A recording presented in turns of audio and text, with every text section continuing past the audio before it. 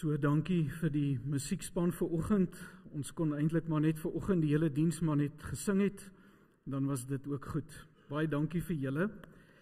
Geliefdes, jy is so welkom hier vanoggend. Dit maak nie saak wie jy is nie en dit maak ook nie saak waar jy al in jou lewe gedraai het en dit maak ook nie so saak wat jy alles al aangevang het in jou lewe nie.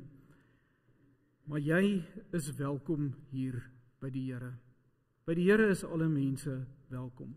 En sy hart is ook vanoggend vir elkeen van ons oop hier waar ons saam is. Net so enkele afkondigings. Jy het die afkondigings op WhatsApp gekry en jy kan dit by die deure ook kry, maar daar's net so enkele goed wat ek wil uitlig. Die eerste is ons gasvryheidsbediening wil jou nooi om by 2 tipe bedieninge betrokke te raak. Jy kan by al 2 wees of jy kan kies by watter een. En die eerste een is natuurlik ons groet by die deure. Ons gasvryheidsbediening is veral gefokus. Dis een van hulle groot roepings, hulle groot doel en dit is om almal en veral nuwe mense te laat tuis voel in ons gemeente en te laat elkeen kan welkom wees.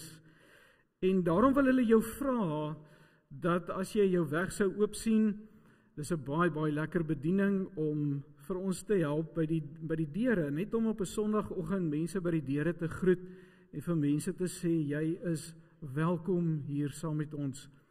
En dan die ander geleentheid of 'n ander bediening wat jy ook by die gasvryheidsbediening betrokke kan raak, want deel van die gasvryheidsbediening se fokus is om vir ons te laat kuier en om ons koinonia en ons onderlinge gemeenskap te bevorder en daarom wil hulle graag vir jou nooi as daar nog mense is wat by die tee en koffie geleenthede betrokke sou wou raak, dat jy asseblief dan net die kerkkantoor sal kontak.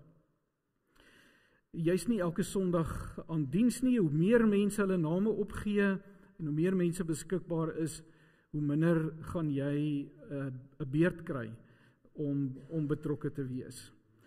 Ons groot sê ding in ons gemeente is soveel as moontlik mense moet so min as moontlik doen. Want hoe meer mense iets doen, hoe meer deel ons die werk tussen mekaar op. Dan wil ek jou ook uitnooi na ons 'n nuwe bediening wat besig is om te ontstaan en dis ons gebed en spiritualiteitsbediening. Natuurlik gaan dit oor gebed en party mense weet nie altyd waaroor gaan spiritualiteit nie, maar kom ek dit vir jou so verduidelik. Hierdie bediening is gaan daar wees om vir gelowiges die ruimte te gee waar jy regtig vir God kan ontmoet. En dit gebeur deur 'n klomp dinge. Hulle gaan onder andere die 40 dae reeks in die 3de kwartaal vir ons mee help beplan, alles wat rondom dit is. Hulle gaan vir ons met spesiale geleenthede, ons wil hierdie jaar die groot leidingsweek vier, waar ons elke aand van maandag tot donderdag aand voor Paastyd, wil ons elke aand 'n geleentheid hier in die kerkie, hulle gaan vir ons dit help beplan. Dis hulle wat so hulle kuns en gawes ook gebruik om iets uit te beeld. Ek meen dit wat vanmôre hier staan rondom die kruisiging en die lydenstyd wat begin, dis absoluut wat so bediening onder andere gaan doen. So ons het mense op so bediening nodig wat kan praktiese goed met hulle hande doen. Dit kan mans ook wees. Mense dink net altyd spiritualiteit is vir dames, is nie waar nie. En daar's baie mans wat ongelooflik kunstig ook is. So ons het mense nodig wat prakties met hulle hande kan werk, ons het mense nodig wat kreatief is en kunstig ook is, en ons het mense wat kan reël en organiseer, en ons het ook mense nodig wat die gawe het van onderskeiding, om ook saam in hierdie bediening te kan sit en by die Here te kan hoor, wat wil die Here met ons in hierdie volgende lydenstyd? Wat wil die Here met ons in die 40 dae? Wat wil die Here met ons in hierdie jaar rondom ons geestelike lewe? So, ek wil jou regtig nooi, as jy daarvan deel wil wees van daai bediening, stuur net vir my 'n WhatsApp. Ek sit jou naam op en ek sal jou nooi wanneer ons eerste vergadering of eerste geselsgeleentheid het. En dan baie belangrik, ons gemeente in Paternoster, is die 5de April, en ons vra vriendelik vir skenkings in die vorm van bestanddele en produkte. Bestanddele soos meel, suikers, suiker, eiers, margarine, olie, jellypoeier, kondensmelk, as dit ooit daar sal uitkom, want kinders kry die goed in die hande, dan kom dit nie daar uit nie. Ingedapte melk en vla, en jy kan ook kontant bydraes maak. Of as jy nie weet wat jy kan gee nie, en jy wil iewers help, praat met Marius, hy is die organiseerder daar. Dan, geliefdes, gaan ons nou eerste vanoggend ons offergawe opneem, en terwyl ons offergawe gaan opneem, gaan iemand met ons praat oor een van ons bedieninge, ons uitreikbedieninge. Ons het 'n bediening wat genoem word arbeidsbediening, en dit gaan oor die besoek en die bediening van die evangelie by mense se werke. En ek wil graag vir Joseph Philander vorentoe nooi. Hy is die persoon wat ons arbeidsbediening bedryf, en dat hy net so 'n bietjie vir ons kom deel, wat doen hy, waarmee is hy besig, terwyl ons die offergawe opneem. Kom ons gee vir hom 'n lekker handeklap en sê vir hom welkom hier by ons. Joseph, baie dankie. As die laaste sakkie opgeneem is, dan moet jy stop, hoor. Ja, ek speel so net. Deel met ons wat is op jou hart. Baie dankie.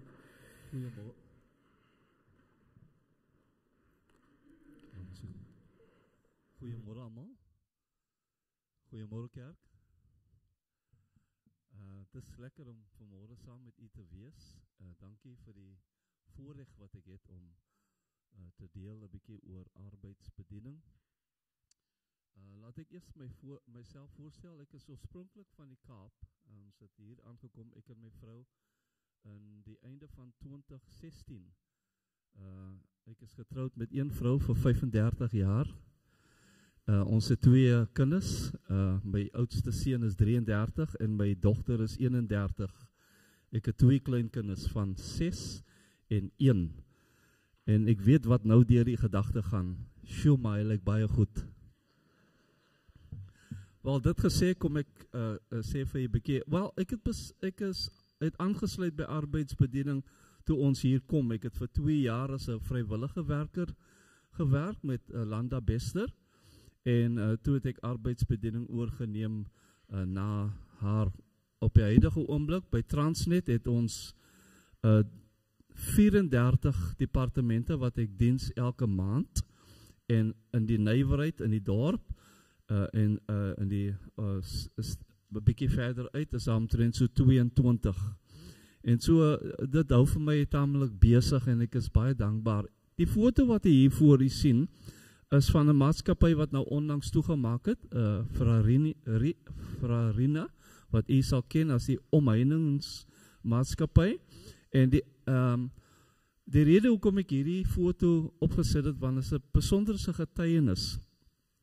Terwyl ek so elke maand daar gaan praat het met hierdie manne en vir hulle bemoedig uit die woord, het ons vroue bediening wat elke dinsdagoggend in die gemeenskap uitreik, by een van die deure aangeklop, en daar was 'n dame daar wat vir jare in drank, sy was afhanklik van drank en 'n slaaf van drank. En daardie oggend toe ons vroue nou met haar praat en hulle bemoedig, kom sy en sy gee haar hart vir die Here, en sy dien die Here en sy loop kerk. En een aand toe sy nou diens toe kom, ontmoet ek die kerel wat saam met haar stap. En ek ontmoet hulle by die deur en hy kyk vir my en ek kan nie lekker vir hom sien nie. En op die foto, hy so weggestiek agter die mannetjie wat voor staan met die wit hoedjie. Hy het so die brille aan en hy vat my hand en hy sê vir my, ek ken vir pastoor.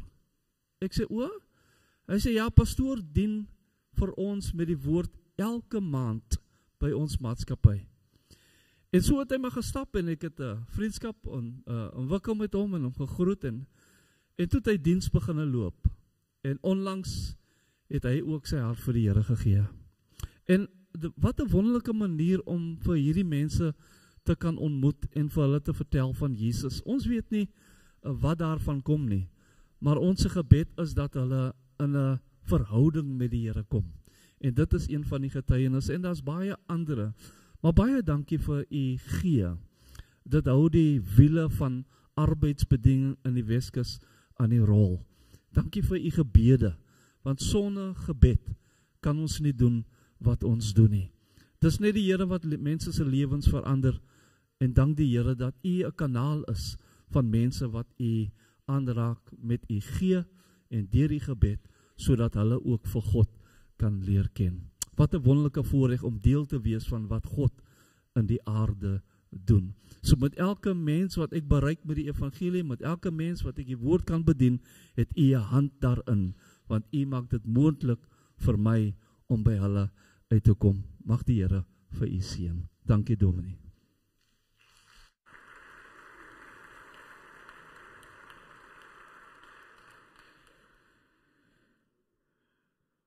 Joseph, baie dankie. Ek weet jy moet nou weer gaan, so as Joseph loop is nie omdat hy hom vervies het nie, hy moet net weer op 'n ander plek wees, so jy is welkom om te gaan.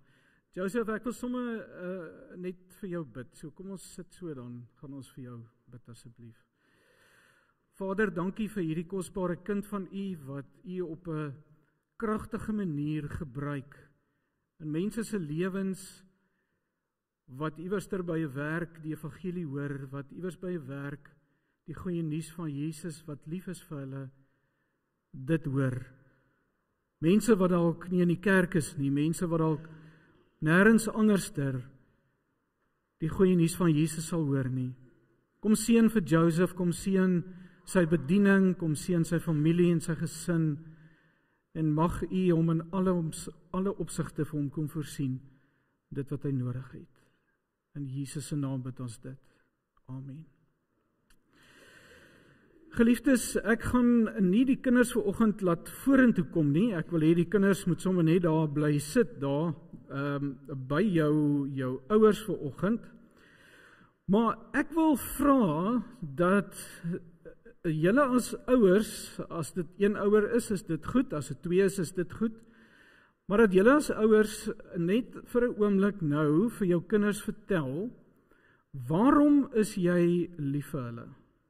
Waarom is jy lief vir jou kind? Dis belangrik dat hulle dit moet hoor, en dis belangrik dat hulle moet weet, waarom is jy dan nou, is papa en mamma so lief vir jou? En as jy nou nie kinders by jou het nie, dan kan jy ook vir jou lewensmaat langs jou vertel, waarom het jy jou lewensmaat so lief? So ek wil vir jou kans gee, dat jy net 'n oomblik deel met jou kinders, deel met jou lewensmaat, waarom is jy lief vir die mense vir wie jy lief is?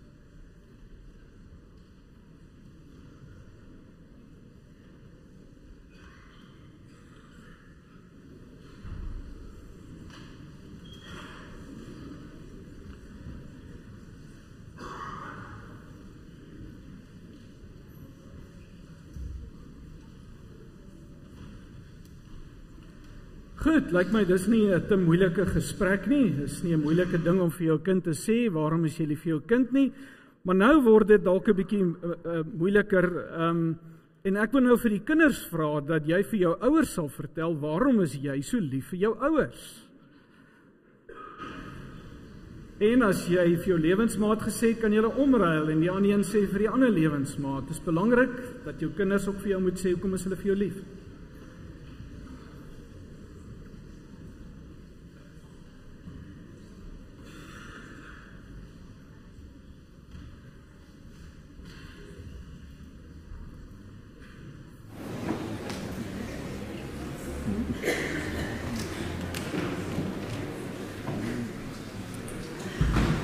Ek hoop jou kinders het daarom 'n bietjie meer gesê as wat my kinders net altyd gesê het, as ons verjaar, dan het ons gesin die gebruik gehad, dat jy vir elkeen moet vir die persoon wat verjaar sê, wat is vir jou spesiaal van hierdie lid in die gesin, en ons seuns is maar baie introverties en so aan, en dan het hulle gewoonlik, as die Arisa verjaar het, dan het hulle net gesê, want mamma is mooi. Of mamma maak lekker kos. Maar weet julle, net so is die Here vir ons ontsettend baie lief.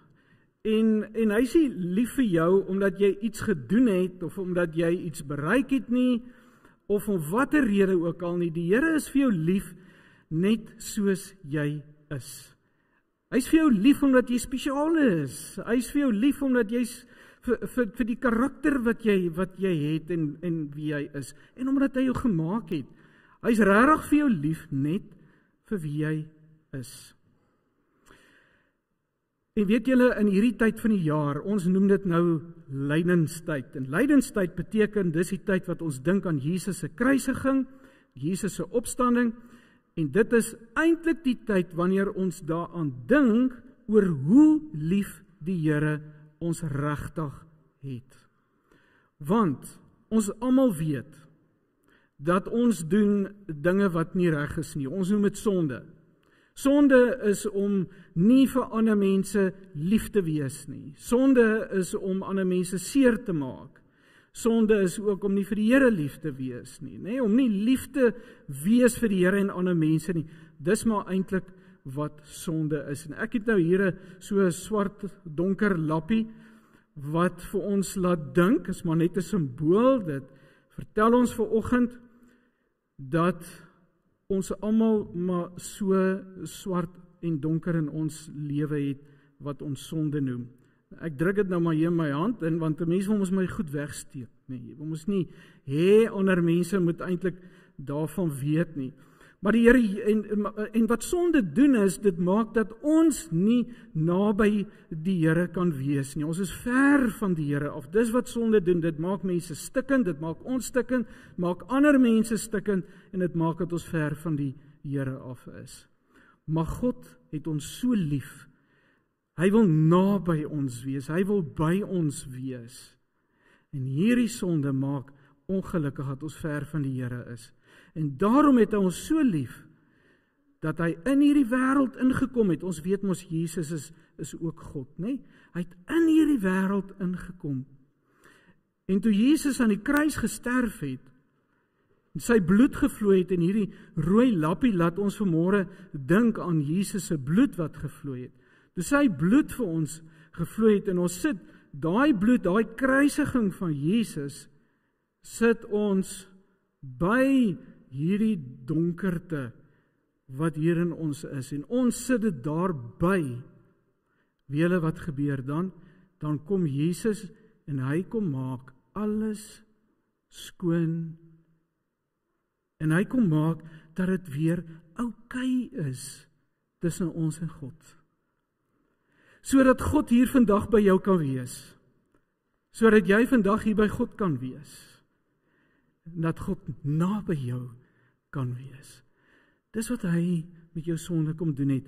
En jy moet altyd, dis wat jy vandag moet onthou, jy moet altyd onthou, dat die Here jou so lief het, maak nie saak wat gebeur nie, want hy het dit vir jou kom wys, toe hy in die kruis gesterf het, vir jou. Dis hoe lief hy jou het. Ok, ek wil hê julle graad voorskool tot graad 3, julle kan gaan na julle klas toe vir oggend, en die res van ons gaan hier agterbly.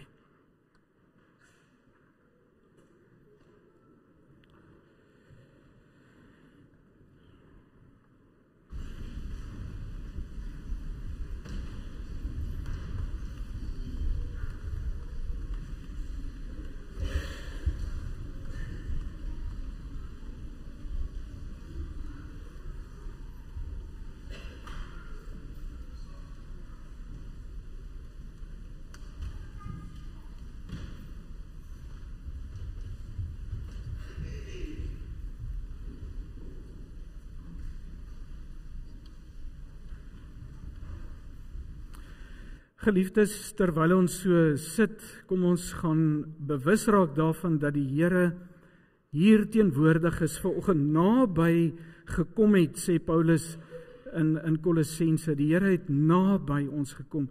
Trouwens, die Here is eintlik in ons. Hy woon in ons, hy leef deur ons en in ons. En kom ons raak net daarvan bewus, terwyl ons so bly sit, lied 159, net die eerste vers. God is hier teenwoordig vanoggend.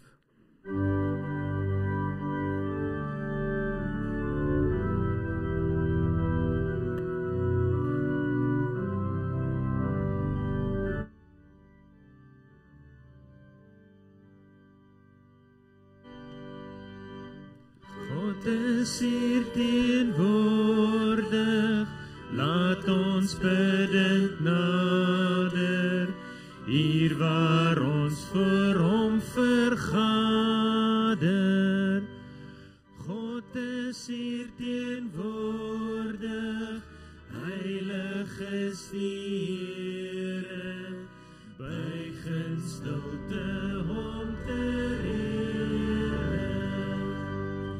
Wie hom roem, wie hom noem, Heer in hemel Vader, kom nou almal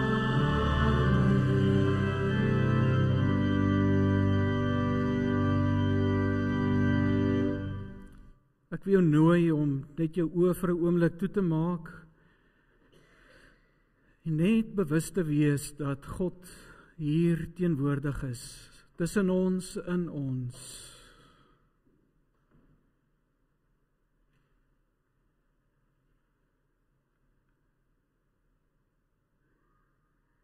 En mag jy hoor vanmôre as die Here vir jou sê, jy is my geliefde kind, oor wie ek my verheug.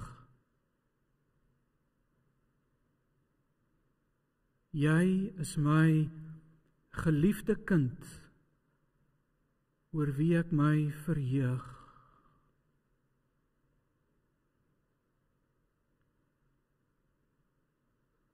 Jy is my geliefde kind,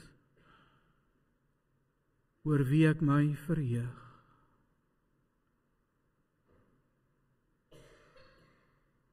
Amen. Het is my voorreg om namens die Here, die drie-enige God, vir jou te kom sê, vrede vir jou by die Here hier vanoggend. Mag jy dit beleef, sy vrede.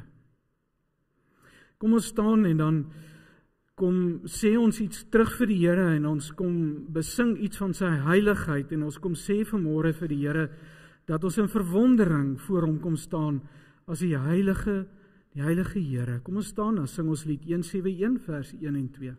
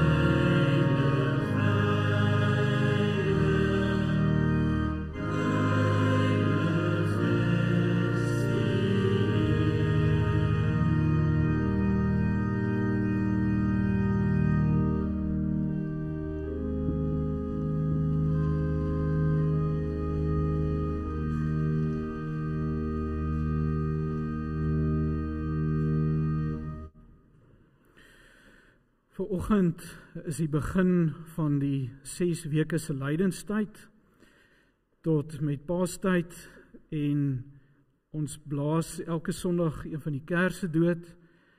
Vanoggend blaas ons die eerste kers hierdie eerste Sondag van die lydenstyd dood. Kom ons bid saam.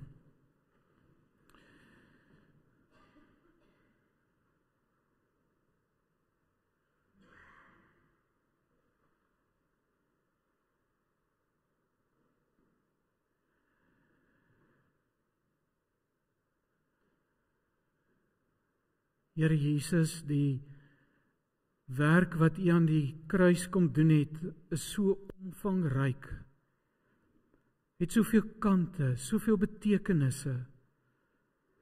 Ons het vanoggend na een betekenis saam met die kinders gekyk, dat U ons saak met die Here met U kom regmaak het. U saak met ons is reg.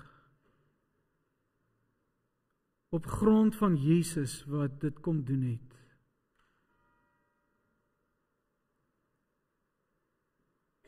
Here, mag ons in hierdie lydenstyd bewus raak van soveel ander kante van U kruisiging.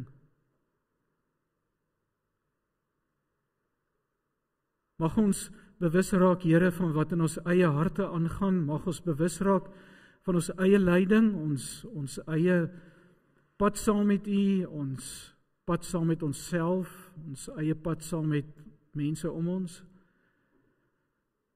Mag ons regtig in hierdie tyd verdiep, mag ons iets van U beleef en ervaar wat ons nie voorheen gesien het nie, geken het nie, beleef het nie. Ons wil regtig as gemeente kom vra, ontmoet ons in hierdie lydenstyd op 'n spesiale manier. In Jesus naam bid ons dit. Amen. Ons teksgedeelte vir oggend, dis die leesrooster, een van die tekste, is Lukas 4, vers 1 tot 13, bekende gedeelte.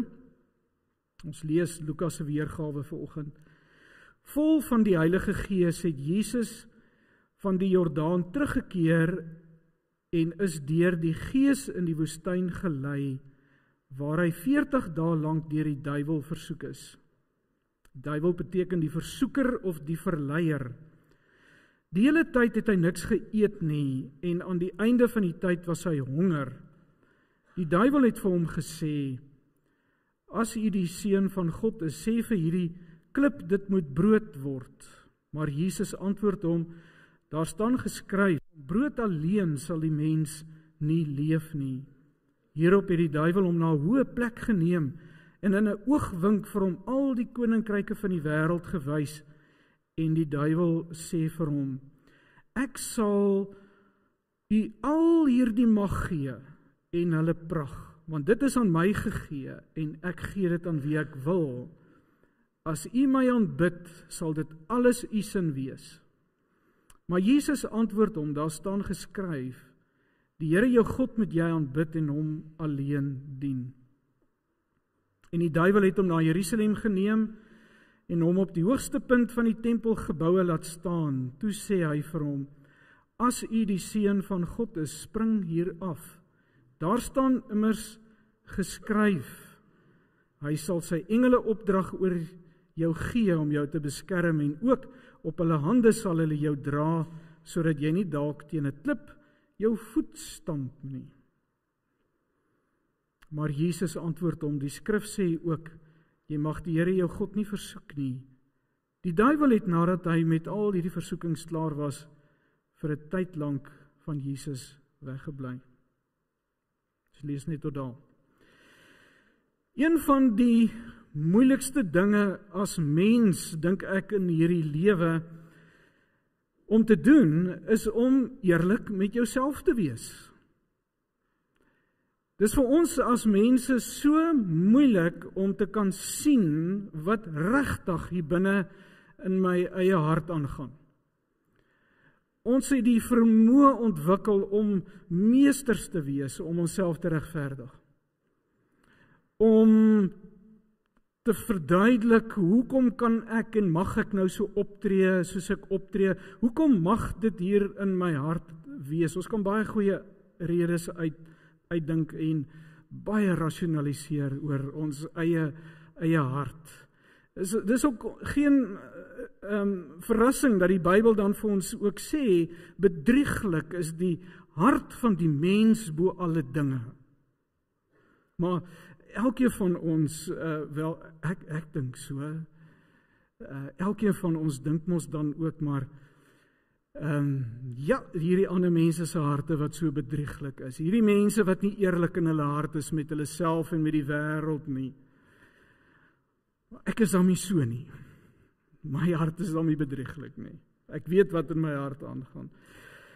En dan kom Jesus op 'n stadium na die Fariseërs toe en hy sê vir hulle dat hulle blind is en die Fariseërs sê vir hulle, Here, maar hoe kan jy sê ons is blind? Ons is nie blind nie. Ons kan sien, ons is die geestelike mense wat kan sien.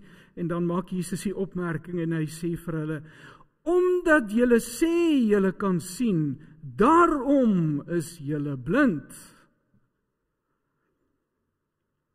Die blote feit dat as ek vanmôre sou dink, hierdie ander lot mense wat moet leer om te kan na hulle eie harte te kan kyk en hulle hart moet ophou om bedrieglik te wees soos ek, dan sê die Here, is ek die blinde een wat nie kan sien nie.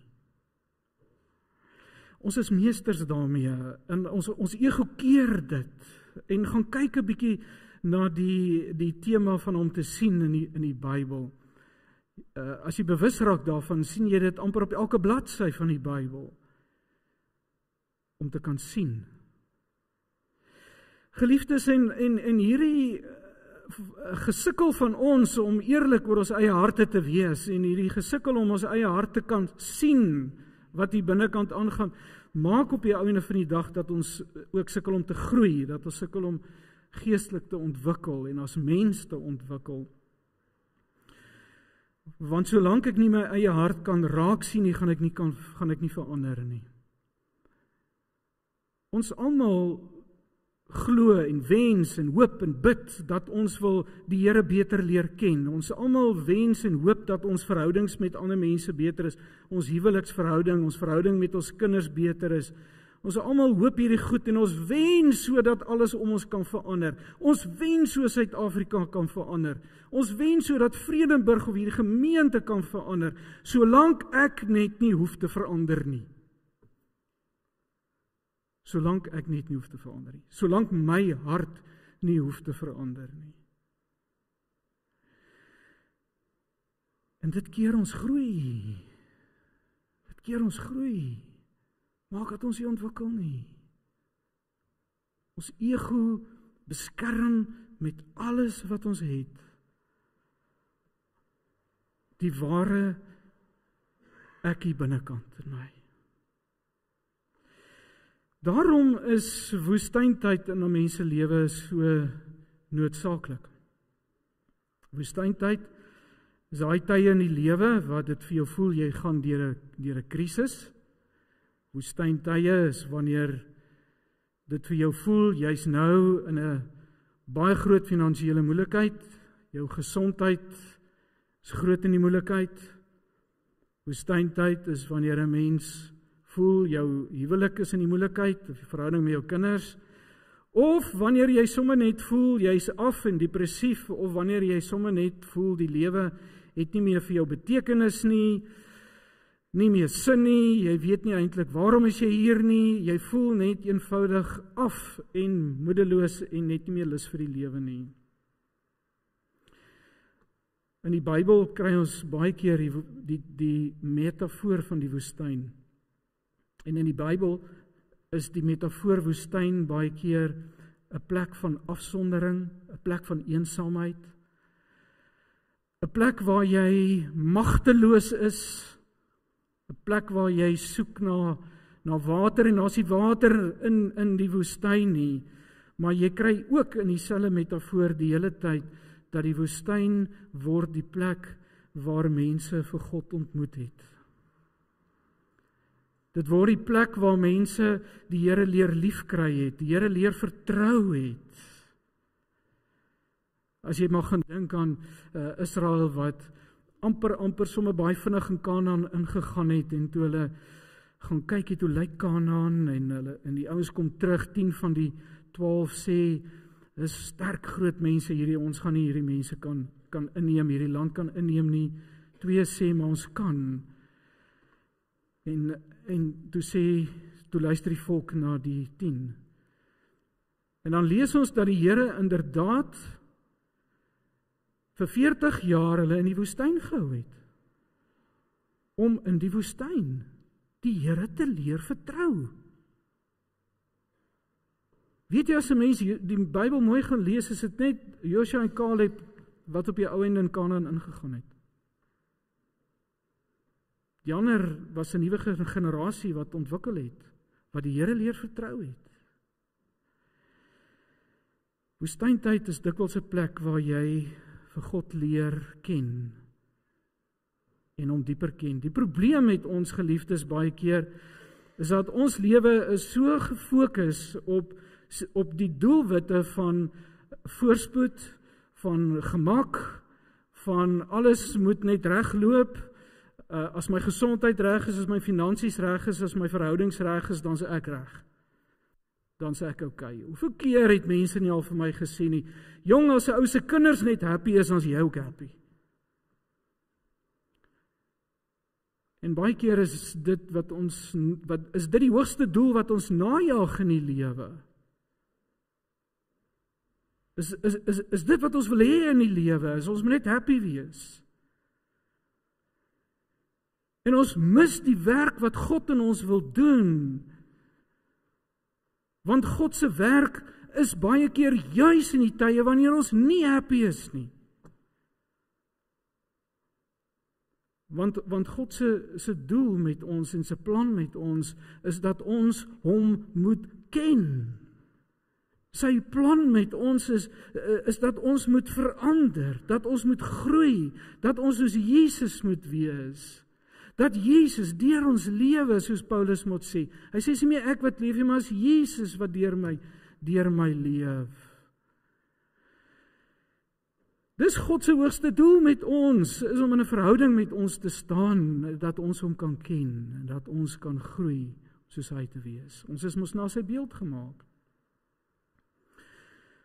Ons het in baie opsigte geliefdes, ook in die NG Kerk, 'n groot hap, dink ek, van die voorspoedsgodsdiens baie keer maar beet.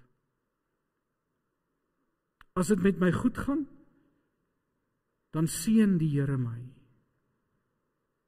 As dit met my sleg gaan, dan is dit die duiwel. Dan is dit die duiwel wat dit doen.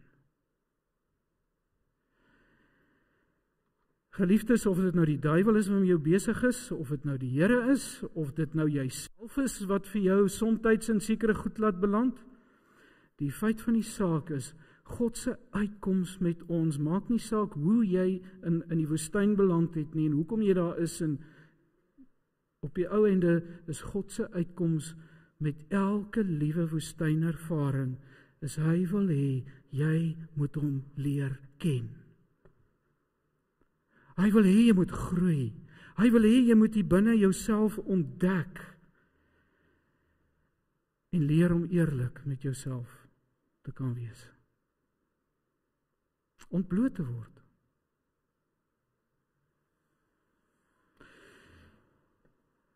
In hierdie teksgedeelte lees ons dat Jesus is deur die Heilige Gees in die woestyn ingelei. In Matteus se evangelie staan daar, die Heilige Gees het hom in die woestyn ingelei, sodat hy kan versoek word in die woestyn. Nee, hy was doelbewus in die woestyn ingelei deur die Heilige Gees. In Markus se weergawe staan daar, die Heilige Gees het hom in die woestyn ingedwing om soontoe te gaan.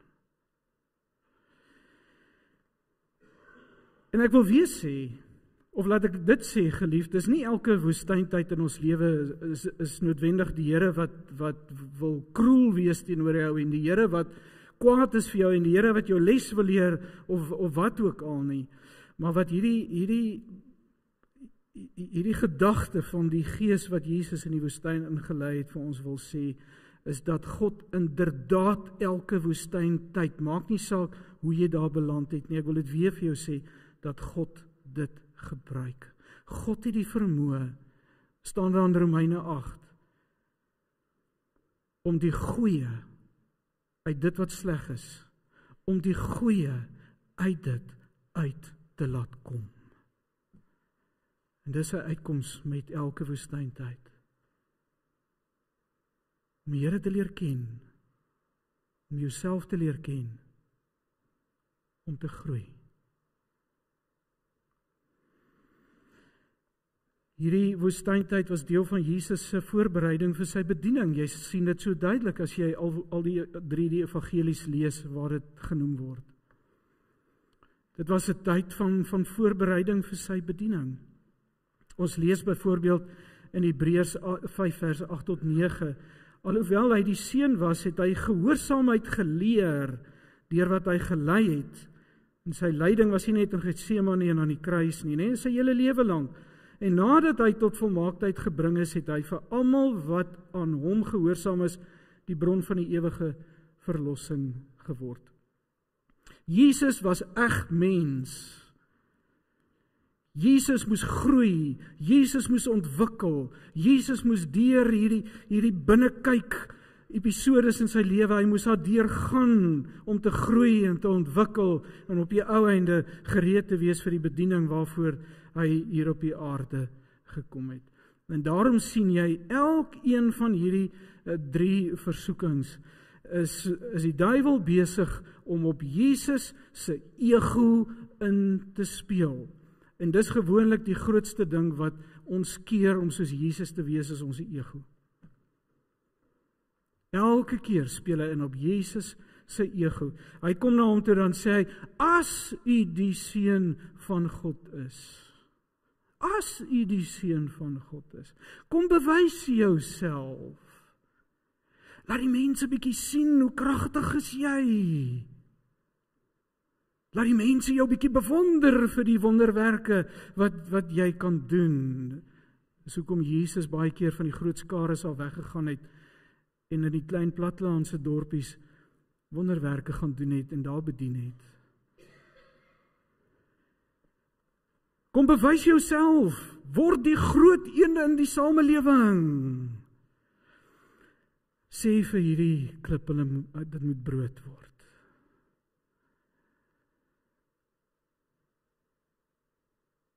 Kom onder die Here se, kom weg van hierdie magteloosheid. Kom weg van 'n vertroue in die Here af. Help jouself, man. Wie gaan jou anders help? Jy's mos die seun van God. En dan kom Jesus en hy sê,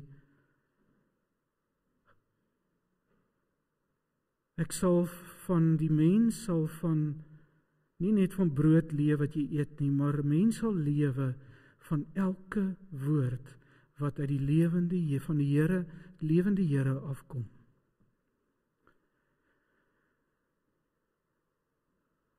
Hy sê die lewe gaan oor baie meer as eet en drink.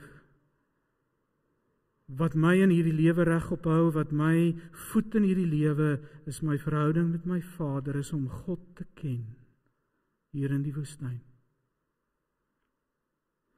Hy vat hom na die koninkryke, en dan wys hy hom in die oogwink, die koninkryke van die wêreld, die rykdom, die mag, die weermagte, al hierdie goede, nee, wat die mense in die wêreld wil najaag. Hy kom sê vir hom, ek sal vir jou status gee, ek sal vir jou mag gee, jy kan doen wat jy wil. Het jy al gedink, as jy al die geld in hierdie wêreld gehad het, jy kon doen wat jy wil? Al die geld. Jy hoef nooit weer te wonder of jy hierdie iets moet koop of nie moet koop nie. Jy kan maak net wat jy wil, jy die mag. Ag, ons sien dit mos in die wêreldpolitiek op hierdie stadium. As jy geld het, het jy mag. Jy kan enigiets doen. En die duiwel kom sê vir Jesus, wil jy nie so wees nie? Wil jy nie so wees nie? En dan kom sê Jesus vir hom, jy mag alleen net God aanbid. En moenie dink, dis eers wanneer jy satanis word, dat jy nou met afgodediens besig is nie, né? Paulus sê in Korintiërs, 'n gierigheid is afgodediens.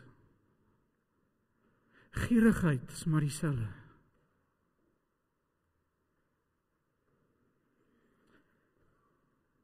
En dan kom hy vat hy vir Jesus en hy sê vir hom, laat hom op die tempel staan en hy sê vir hom, spring hier af.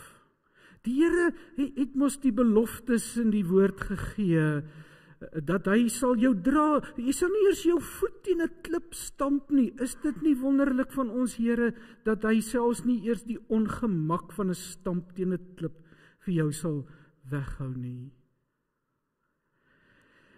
Die duiwel wil selfs vir Jesus kom speel op Jesus se ego, sodat Jesus selfs by die plek kom dat hy sy mag wil gebruik om vir God te kan manipuleer. Om vir God so ver te kry om te doen wat ek wil hê hy moet doen. Here, ek gaan nie afspring en u sê in die woord, u sal my dra. Nou gaan ek afspring, kom ons kyk of u dit kan doen. En God word in diens van die mens. Die Vader word in diens van die Seun. Ek het op 'n stadium in my lewe, geliefdes, so gesoek na die geheim, in die geestelike geheim. As ek net daai geestelike geheim kan kry, as ek net daai meganisme kan kry, waar ek die Here se arm mee kan draai, sodat die Here vir my kan gee wat ek so graag wil hê, hy vir my moet gee, want dit lyk vir my, die Here is onwillig om vir my te doen wat hy moet doen. Die Here verstaan nie wat het ek nodig nie, die Here het my nie lief genoeg om vir my te gee wat ek dink ek het nodig nie, as ek net sy arm kan draai. Here, ek vas vir 10 dae, hoor my. Here, ek het die olie opgesit, hoor my. Here, ek het om die gebou geloop, dat hier iets moet gebeur. Hoor ons, Here, ons het dit gedoen, nou moet u iets doen. Kom in beweging, Here. Hoekom gryp die Here nie in ons land in nie? Hoekom gryp die Here nie in my lewe in nie? En dan kom antwoord Jesus, want jy mag die Here jou God nie versoek nie. Jy kan nie met God speletjies speel nie. God is nie 'n kitsbank waar jy die regte kode kom intik en dan spoeg hy die geld uit wanneer jy die geld wil hê nie. Want dis wat die duiwel wil hê Jesus moet doen met God. Jesus kom sê vir hom nee. Hy sê ek sit in 'n vertroue in my Vader. Ek vertrou hom. Ek versoek hom nie. My lewe is in sy hand. Die hele tyd. Ek is okay by hom. Geliefdes, woestyntyd is die tyd wat 'n mens se hart ontbloot word, waar jy in jou hart ontdek hoe groot is 'n mens se ego, waar jy ontdek hoe ongelooflik liefdeloos ek eintlik is. Waar ek ontdek hoe min ek eintlik maar voel vir ander mense, al waaroor dit maar gaan is net oor myself en om my eie bas te red. Gaan maar net oor my. In woestyntyd ontdek jy dat jy kan haat. In woestyntyd ontdek jy dat jy eintlik regtig nie die Here vertrou, soos wat jy gedink het jy doen nie. Dit was vir my die grootste skok in my lewe, toe ons deur 'n klomp krisisse in ons lewe gaan, en ek op 'n dag voor die Here moes staan en vir die Here moes sê, ek vertrou U nie. Ek vertrou U nie. Dis wat hier binne is. Ek weet nie wat U doen nie. Ek weet nie hoekom U dit met ons doen nie. Hoe kan U, 'n liefdevolle God, hoe kan U? En ek moes dit in my hart ontdek. Ek moes in my hart ontdek dat ek selfs vir God kan haat. Dis daar.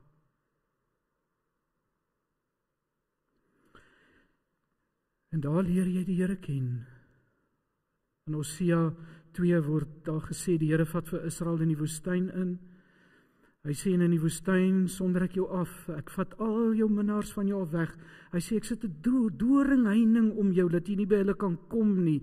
Laat jy nie by al hierdie goed wat jou net laat beter voel, en net vir jou 'n stukkie troos, of 'n stukkie ietsie gee, wat jy so aan vasgryp.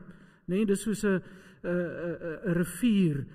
Ek het toe ek jong was baie in riviere gaan swem, en dan kom jy in daai sterk stroom, en dan gryp jy hier na 'n riet, en dan breek jy jou riet ook af, en dan gaan die riet ook maar saam met jou. En in die woestyntyd gryp ons na riete en stokke, en allerlei goed, om net aan vas te hou. En die Here sê aan Hosea vir Israel, ek vat al julle vasgryp plekkies weg. Jy het niks meer nie. Jy het niks meer nie. Moeder Teresa het eendag die opmerking gemaak en gesê, you will not know how much you need God until God is all you have. You will not know how much you need God until God is all you have. En dan sê die Here daar in Hosea, hy sê, daarom kyk, ek gaan haar oorhaal, haar na die woestyn laat gaan, en mooi met haar praat, en dan sê hy verder aan in die teks, en daar in die woestyn, gaan jy weer my leer lief kry. Jy gaan my ken, jy gaan my ontdek, jy gaan agterkom wie is ek en wie is jy. Jy gaan my leer ken in die woestyn. Geliefdes, woestyntyd is nie net sleg nie. Natuurlik is dit sleg, maar dit is nie net sleg nie. Dis die tyd van groei. Dis die tyd van om die Here te leer ken dieper. Dis die tyd van om my ego te ontdek, om die binnekant te ontdek. Drie goed wat Jesus vir ons kom help mee, wat hy gedoen het in sy woestyntyd. Die eerste een is om na binne te keer en te vra, wat gaan hier binne aan? Ons eerste reaksie in woestyntyd is, ons kyk altyd na buite. Wie het dit aan my gedoen? Hoekom het die Here my hier laat beland? Wat is die rede dat hierdie een moes gesterwe het? Wat is die rede dat ek nou so siek geword het? Hoekom is hierdie hier? En ons stoei met al hierdie vrae en met al hierdie mense om ons, en ons is kwaad vir almal en ons haat almal om ons en so aan, en ons gaan nooit na hier binne toe nie, waar ek kom sit en sê, wat gaan hier aan? Wat gebeur nou met my ego? Hoekom is ek so geïrriteerd? Hoekom is ek so kwaad? Waar kom hierdie kwaad vandaan? Hoekom is ek so liefdeloos? Hoekom is ek so, nee? En om eerlik dit te kan erken en te sê, dit is wat hier binne my aangaan. As jy weghardloop vir jou hart, as jy weghardloop vir die seer, as jy weghardloop vir die eerlikheid van jou hart, gaan jy nie groei nie. En gaan die woestyntyd verby, en dit was absoluut sinloos. Die tweede ding wat Jesus doen is, hy fokus elke keer op God. Elke keer weg van sy ego af. Elke keer draai hy om. Ek sal lewe van elke woord wat uit die mond van God kom, daarvan sal ek lewe. Dis 'n belydenis, dis 'n vasgryp, elke keer na die Here toe. Jy mag die Here alleen aanbid. Jy mag nie die Here versoek nie. Elke keer terugdraai na God, vashou aan God.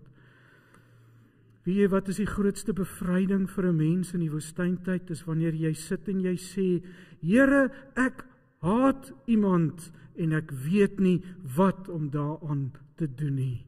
I don't know. Ek weet nie hoe vorentoe nie. Ek weet nie nou wat nie. Maar ek draai na U. En ek hou aan U vas. Ek weet nie eers, Here, hoe om aan U vas te hou nie. Ek weet nie of ek U kan vertrou nie. Ek weet nie. Maar ek hou aan U vas. Wat dit ook al beteken. Ek kan U nie los nie. Ek onthou baie hele klomp jare terug, daar iets met ons gesin gebeur en ek het vir 'n jaar lank wat ek vir die Here kwaad was, my eie kwaad vir die Here geïgnoreer het, maar op die ou ene moes vir die Here sê, Here, ek is so kwaad vir U, ek wil eintlik niks met U te doen hê nie. En ek het in daai jaar nie geweet ek kan haat nie. Ek kan iemand haat. Ek het nie geweet ek kan nie. En tot ek een dag na 'n jaar gaan sit het en vir die Here gesê, Here, nou moet ons hierdie saak uitmaak tussen U en my, want ek kan nie so verder aan 'n predikant wees nie. 'n Predikant wat nie sy eie Here vertrou nie. En ek het daai dag vir die Here gesê, U moet nou vir my iets kom sê, U moet nou iets kom doen. En al wat die Here vir my kom doen het daai dag, al wat die Here vir my kom sê het is, Petrus, jy het 'n keuse. Jy kan of toelaat dat hierdie ding vir my en jou verder en verder uit mekaar uitdryf tot jy so ver van my af weg is dat jy my nie meer ken nie. Of jy kan hierdie ding gebruik om al nader en nader aan my te kom, dat jy my ken soos wat jy my nog nooit voorheen in jou lewe geken het nie. En dat jy dinge van my gaan weet wat mense nie weet nie. En ek het daai dag lank diep asem gehaal en gesê, dis oukei, Here, help my dan om nader aan U te kom. Ek weet nie hoe nie. Hy weet nie wat nie. Hy weet nie wat nou moet gebeur nie. Hy wil net U vertrou. So terugdraai elke keer na die Here toe. En dan, geliefdes, die laaste ding is voor Jesus in die woestyn ingelei is, gedryf is deur die Gees en versoek is in die woestyn, is hy gedoop. En daar by daardie doop het die woorde uit die hemel uitgekom. Jy is my geliefde seun, oor jou verheug ek my. En met daardie woorde is Jesus die woestyn in. Jy is my geliefde kind, oor jou verheug ek my. Kan jy dit hoor? Kan jy dit hoor wanneer jy in die woestyntyd is? In die woestyntyd. Jy is my geliefde kind.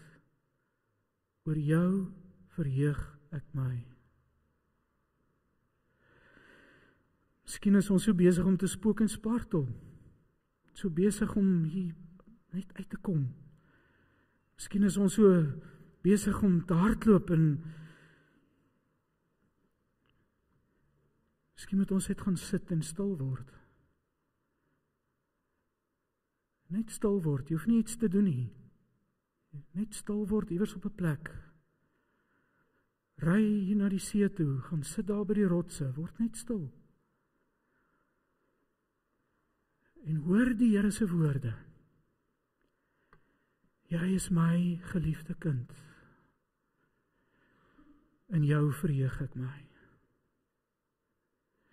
En daai woorde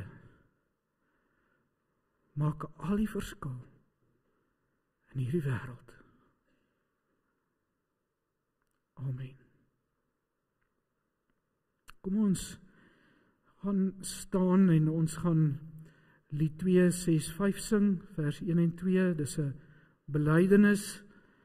Jy nie vanmôre, of dalk is jy in 'n woestyntyd waar jy ook al nou in jou lewe is, wil jy nie vanmôre hierdie woorde kom bely as jou belydenis teenoor die Here nie. En dan gaan ek die seën vir jou uitspreek. Kom ons staan.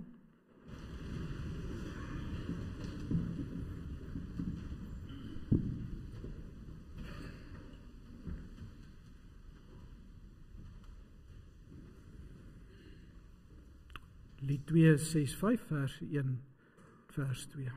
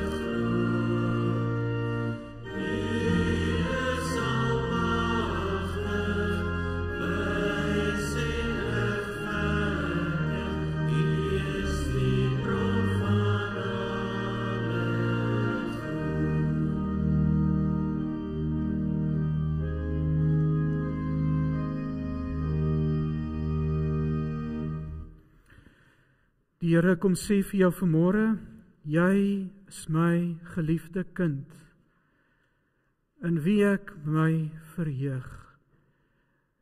My genade is vir jou genoeg. My liefde is vir jou oorvloedig. En die teenwoordigheid van die Heilige Gees sal jou dra en jou krag gee. Amen.